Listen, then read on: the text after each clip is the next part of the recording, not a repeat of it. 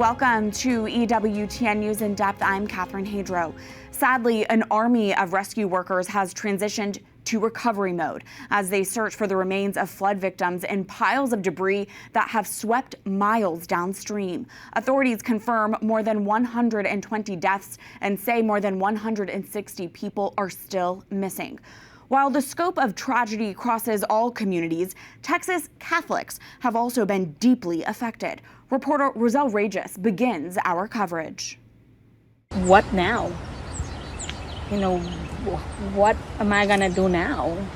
I don't know. I couldn't sit back. It ate at me all day yesterday and seeing everything. Destruction and devastation. Texans are still reeling from tragedy after record-breaking flash floods ravaged communities along central Texas in the early hours of July 4. They would not be able to express it verbally, but you were able to see in their eyes, in their faces, in their bodies, that they were carrying a lot of sorrow and also fear. On the ground, San Antonio Archbishop Gustavo Garcia Sierra and Auxiliary Bishop Michael Boulette traveled to Kerrville to minister to the victims of the flooding. Our Archbishop and our Auxiliary Bishop and our new priest that was just installed this last Sunday were all out on Friday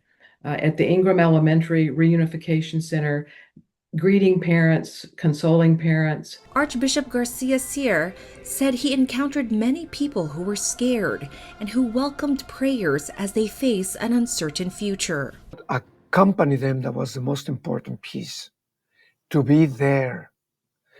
And so you embrace, you touch their hands, you look at them, you listen to them, because there are no words. On Sunday, July 6, a memorial mass was held at Notre Dame Catholic Church in Kerrville, the town at the heart of the destruction, to bring comfort to grieving families and Hill Country communities. Other faith communities of the Texas Hill Country have also held masses, rosaries, and memorial services for flood victims. This trauma is something that everybody is experiencing and living through in some way.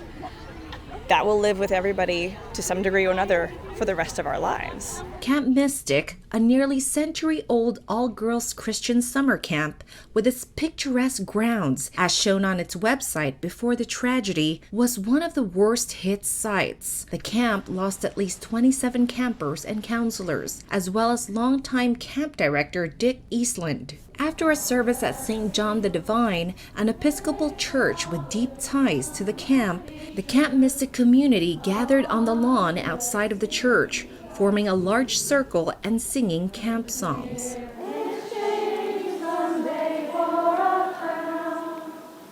Several Camp Mystic alumni spoke to Catholic News Agency senior editor Amira Abuzaid about what Camp Mystic has meant to generations of Christian women in Texas. It's made us who we are. It's how we live our life with the things that we learned at camp.